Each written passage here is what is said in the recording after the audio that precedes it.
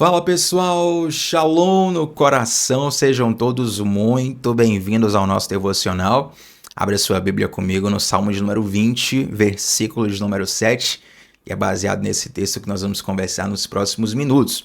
Antes de ler esse texto, eu quero convidar você que está aqui a primeira vez para se inscrever no nosso canal. Estamos juntos de segunda a sexta, 7h30 da manhã, onde sempre começamos o dia mergulhando na palavra de Deus. Sua presença aqui vai ser um presente para a gente. Inclusive, boas-vindas a todos que estão chegando nos últimos dias. Por alguma razão, nos últimos dias, uma quantidade acima da média, digamos assim, de pessoas chegaram em nosso canal. Sejam todos muito bem-vindos e que cada encontro diário desses seja uma plataforma onde o Senhor sopra a sua doce voz sobre os nossos corações. Amém? Vamos lá? Salmo de número 20, versículo de número 7 vai dizer assim: alguns confiam em carros e outros em cavalos, mas nós confiamos no nome do Senhor nosso Deus. Mais uma vez, alguns confiam em carros, outros em cavalos, mas nós confiamos no nome do Senhor nosso Deus. Esse versículo é um dos versículos mais conhecidos de todo o livro dos Salmos. Ele é inspiração para muitas canções, é tema para muitas pregações, muitos devocionais, como esse que nós estamos fazendo, tem como inspiração Salmo número 20, verso 7. E é impressionante como só o declarar desse salmo, ele já nos enche de esperança, é como se nós recebêssemos uma injeção de ânimo, uma injeção de energia, uma injeção de entusiasmo só em declarar o Salmo 20, verso 7. E isso acontece porque esse salmo nos lembra qual é a fonte da nossa força. E é o próprio Deus. É uma fonte inesgotável. É uma fonte inabalável. É por isso que a gente se sente tão fortalecido só em declarar. Uns confiam em carros, outros confiam em cavalos, mas nós faremos menção do nome do Senhor. Entretanto, eu quero mergulhar um pouco mais profundamente com você nesse versículo, para que você entenda como ele nos lembra do centro da mensagem do Evangelho. Então, para a gente entender isso aqui, a gente tem que entender primeiro por que o salmista escolheu o contraste entre carros, cavalos e o nome do Senhor para declarar uma verdade espiritual. Veja só, nos dias atuais, a gente tem muitas armas de guerra que não existiam naquela época. Tanques de guerra, aviões de guerra, drones, que são muito utilizados nos combates ao redor do mundo, robôs de guerra, bombas nucleares, enfim. O tipo de armamento e de tecnologia envolvido na área militar hoje é completamente diferente do tipo de armamento que existia no tempo do salmista. Naquela época, quando o salmista escreveu o Salmo 20, verso 7, a principal força de um exército era o combate corpo a corpo, homem contra homem, diretamente no campo de guerra. Os soldados tinham, no máximo, armamentos como espada, lança, escudo, uma armadura, muito simplórios, mas era o armamento daquela época, era a vantagem daquela época. Então, quem tinha um cavalo ou quem tinha um carro de guerra tinha grande vantagem. Tanto que até hoje, várias polícias nos estados brasileiros, nas nações ao redor do mundo, elas utilizam grupamentos militares que vão montados em cavalo para fazer ali o patrulhamento, policiamento de um lugar, de um evento, de uma situação, porque estar montado num cavalo, primeiro, você tem uma vista privilegiada de cima. Segundo, você tem a seu favor a velocidade do cavalo, seja para fugir do inimigo, seja para perseguir o inimigo, seja para levar suprimentos com mais velocidade, seja para socorrer um ferido e levar ele para ser atendido com mais rapidez. Além do que, imagine você estar lutando e vir um cavalo na sua direção. Um animal que fisicamente é muito mais forte, é muito maior e muito mais rápido do que um ser humano. Então, os cavalos conferiam grande vantagem de guerra naquela época. Os carros de guerra também. Você vai se lembrar comigo da história de Débora e Baraque. Débora e Baraque, eles são personagens centrais no milagre militar que Deus dá ao povo de Israel. E esse milagre acontece pelo seguinte: o exército inimigo, nessa história de Débora e Baraque, eles tinham 900 carros de guerra. E isso tornava a vitória para Israel impossível. Então note que Deus tem que intervir sobrenaturalmente para que o povo de Israel pudesse vencer um exército que tinham carros de guerra. Então, esses carros de guerra e esses cavalos conferiam grandes vantagens militares a quem os tinham. É interessante que o próprio Deus, em determinado momento da palavra, ele até proíbe os reis de Israel de terem muitos cavalos de guerra, justamente para que o coração do rei não confiasse no número de cavalos, mas confiasse no Senhor. Então o salmista está lembrando o seguinte: uns confiam em carros, outros confiam em cavalos. A nossa força ela vem do Senhor. Eu quero te dar uma dica aqui, por exemplo, quando você estiver estudando a Bíblia pessoalmente, e é o que eu faria se eu estivesse lendo esse versículo aqui pessoalmente. Se não estivesse fazendo esse devocional, essa transmissão, estivesse apenas lendo na minha casa, sem ninguém ver, sem gravar nada, sem gravar nenhum conteúdo, eu me perguntaria o seguinte: quais são os carros e os cavalos do nosso tempo? Porque quando a gente faz essa pergunta, a gente pega as lições que foram aplicadas naquela história de milênios atrás. A gente pega as mesmas lições e aplica nos dias atuais. Então, como é que eu faço, então, Thiago, para saber quais são os carros e cavalos do nosso tempo? Você tem que se perguntar o seguinte: o que é que as pessoas têm hoje na sociedade como uma grande vantagem social? Quais são os carros e cavalos do nosso tempo? Eu posso chutar alguns exemplos aqui. Eu acredito que o dinheiro é uma grande ferramenta de vantagem social, por assim dizer. Quando eu digo vantagem, é você ter uma ferramenta ou um recurso que lhe ajude a resolver problemas, ou que lhe ajude a fazer a sua própria vontade. Então, você tem vontade de viajar. O dinheiro é uma grande ferramenta, talvez a principal delas na nossa sociedade. Você tem um problema para resolver. O dinheiro te abre muitas portas, te dá muito acesso. Mas a gente tem também outros carros e cavalos da nossa sociedade que as pessoas se confiam. Por exemplo, a reputação, ela sempre fortaleceu muitas pessoas em muitas épocas. E reputação, hoje em dia, está muito ligado à rede social. Número de seguidores, engajamento, likes, comentários. A capacidade que você tem, através do seu engajamento na rede social, de atrair patrocinadores, criar conexões, fazer as pessoas prestarem atenção no que você está dizendo, na mensagem que você carrega. Então, são elementos da nossa sociedade que são carros e cavalos. As pessoas se confiam nisso. Mas o salmista nos alerta. A nossa esperança, ela não deve estar nessas coisas. A nossa esperança, ela não deve estar em carros nem em cavalos. A nossa esperança, ela precisa estar depositada no nome do Senhor. Isso não é demonizar ferramentas, não é demonizar recursos, não é dizer que eles não valem nada. Eles têm o seu valor, mas todos eles estão debaixo do governo de Deus. Eles não são maldição, mas se tornam maldição quando nós colocamos eles no lugar de Deus. Eu até fiz um post esses dias, e deixa eu ver aqui para não falar a frase, quero falar a frase exata do post. Recentemente eu coloquei lá no meu Instagram, e a frase foi assim, ó.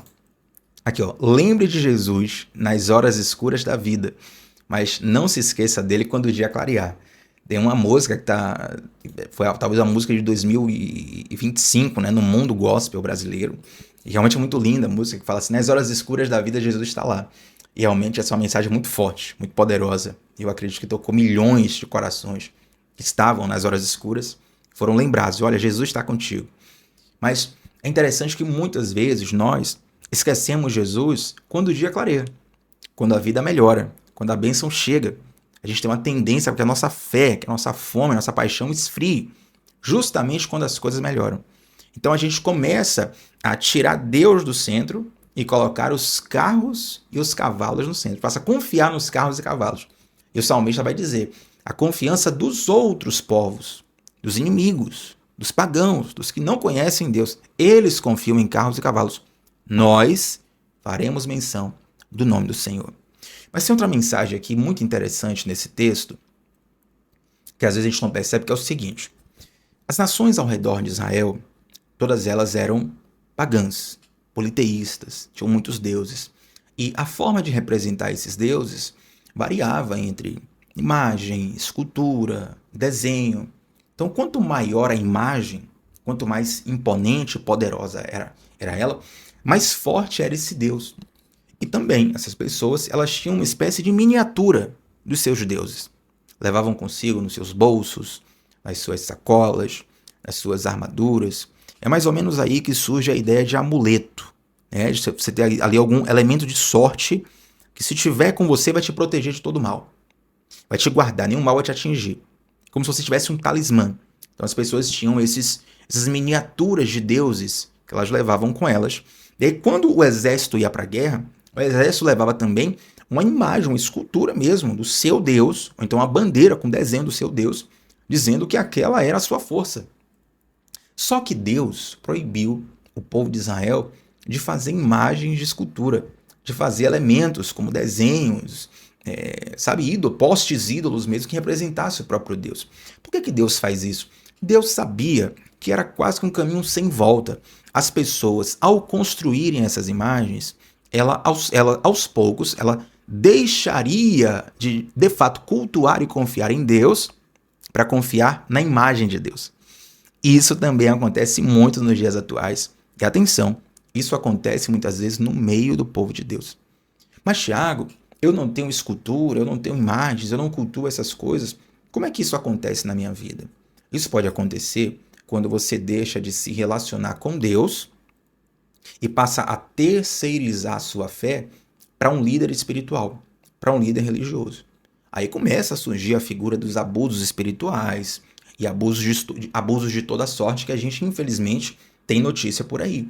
Por quê? Porque muitas vezes as pessoas estão repetindo o mesmo padrão do povo de Deus no Egito, no deserto, perdão, onde eles falaram assim: Moisés, sobe tu lá no monte e fala com Deus, porque nós estamos com medo.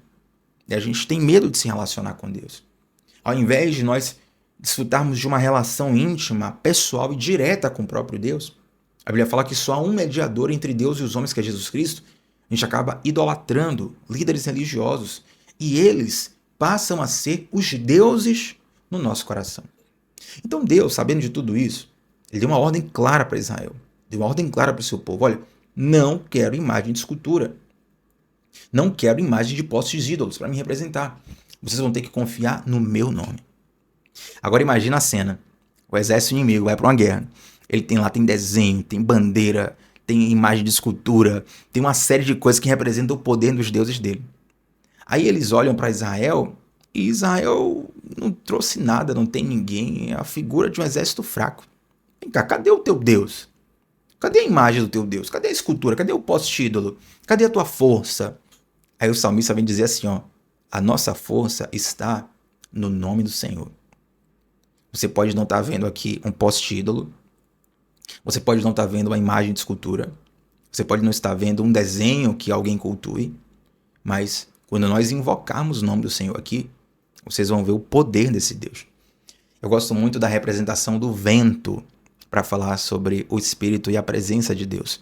Para quem não sabe, a palavra Espírito no Antigo Testamento é expressada com o termo ruach.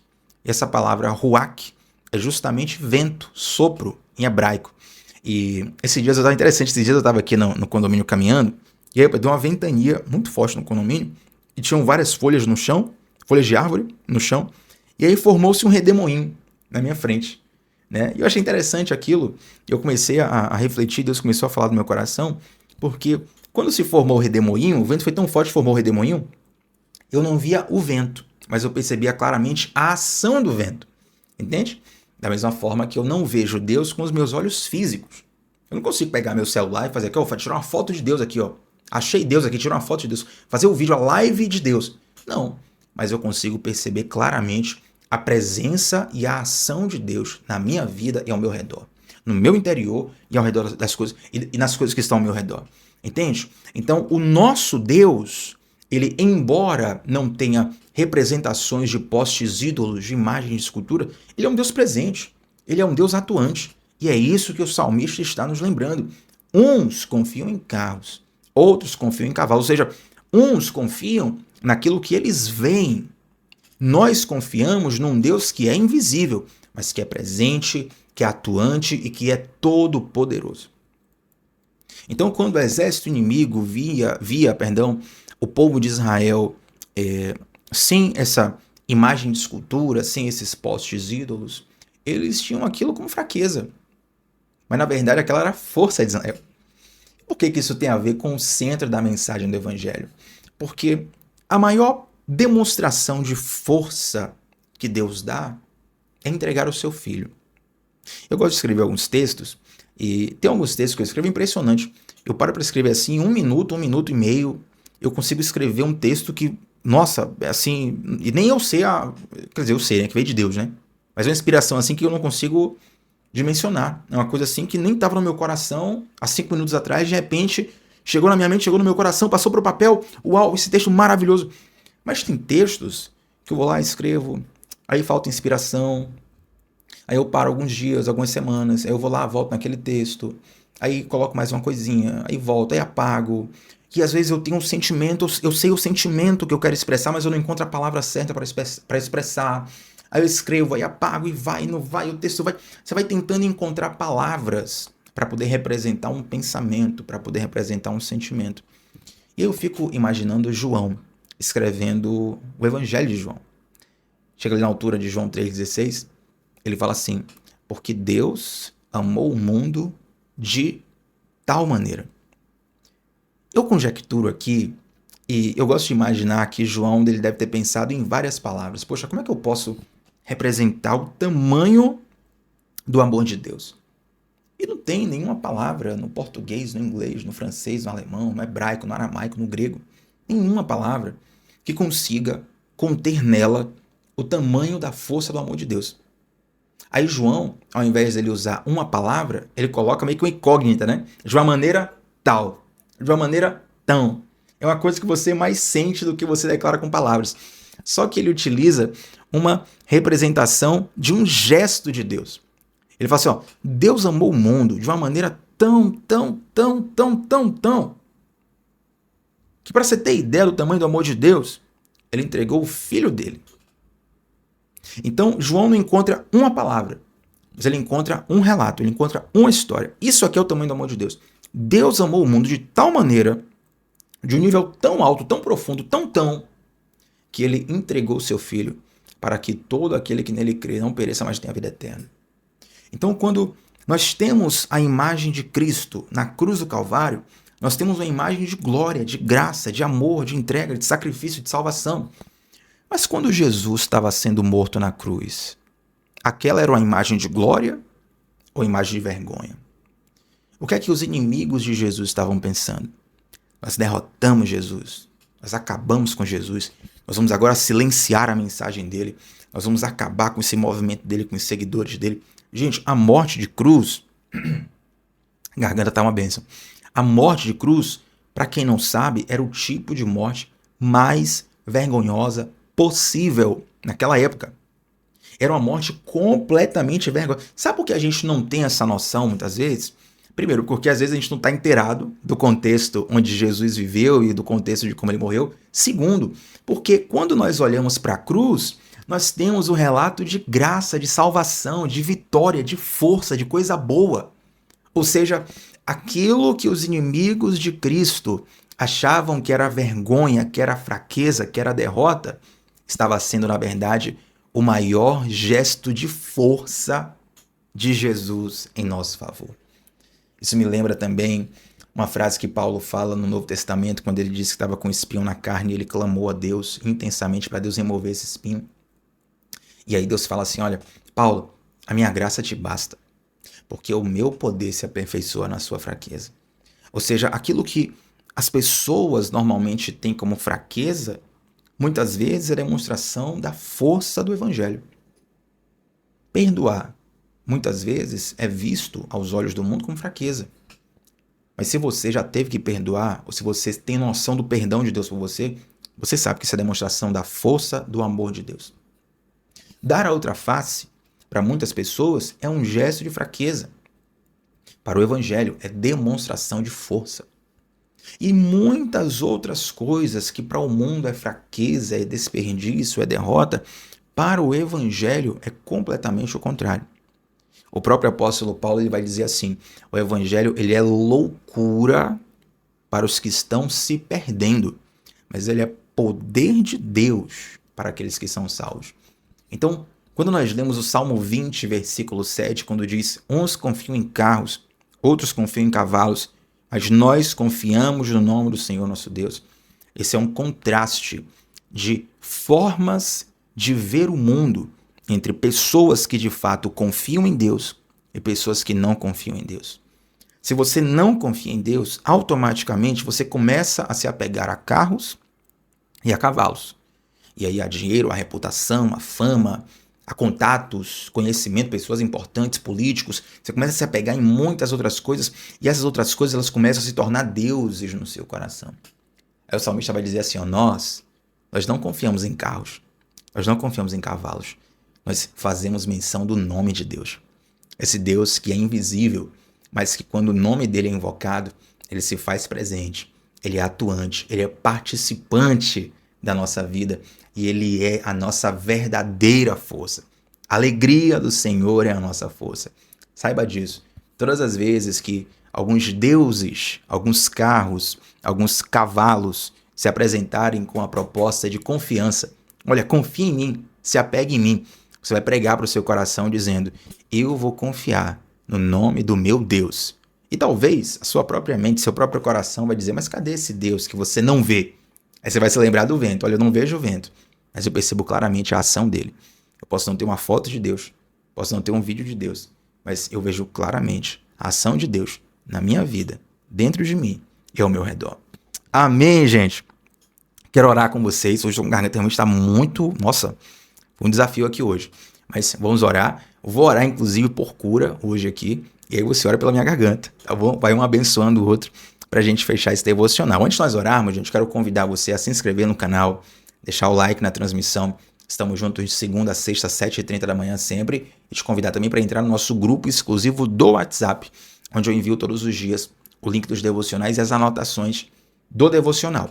O link do grupo está no comentário fixado e também na descrição aqui da nossa transmissão. Amém? Vamos orar ao Senhor? Pai, eu sou grato a Ti por essa mensagem, eu sou grato a Ti por essa palavra. Eu oro para que o Senhor nos ajude, Pai, a identificar em nossos corações se nós temos de alguma forma confiado em carros, se nós temos de alguma forma confiado em cavalos, se nós temos de alguma forma ídolos em nosso coração. Ajuda-nos a não só identificar esses ídolos, mas a quebrá-los, a tirá-los do governo das nossas almas, do governo dos nossos corações que pertence unicamente a Ti. Nós fazemos menção do Teu nome, Pai, para que o Senhor, de fato, governe as nossas vidas. Te agradecemos por esse ensino, Deus. Estendemos o nosso clamor de oração por cura nesse momento, seja para coisas simples como a minha garganta, ou seja para pessoas que estão no estado de vida ou morte. Tu és o médico dos médicos, com poder suficiente para todas as situações. O mundo ainda não conheceu uma história que o Senhor não pudesse transformar. Ainda não existiu uma doença que o Senhor não pudesse curar. Ainda não nasceu uma vida que o Senhor não pudesse salvar. Meu Deus, nós somos gratos por toda a Tua ação, por toda a Tua intervenção. E te pedimos o Teu poder de cura sobre essas vidas em nome de Jesus. Como disse o salmista, nós faremos menção do nome do Senhor. Por isso a Ti nós invocamos nesse momento. Cremos na Tua cura. Cremos no Teu milagre. Cremos no Teu favor. Cremos na Tua salvação. E cremos no Teu amor. E te agradecemos por tudo isso, Deus. Em nome de Jesus. Amém. Gente, antes de sair desse devocional, comenta aqui qual foi a parte que mais falou ao teu coração. E é claro, você já sabe, estamos juntos de segunda a sexta, 7h30 da manhã, começando o dia mergulhando na palavra de Deus. Se inscreve no canal, tamo junto, até a próxima, gente. Tchau, tchau.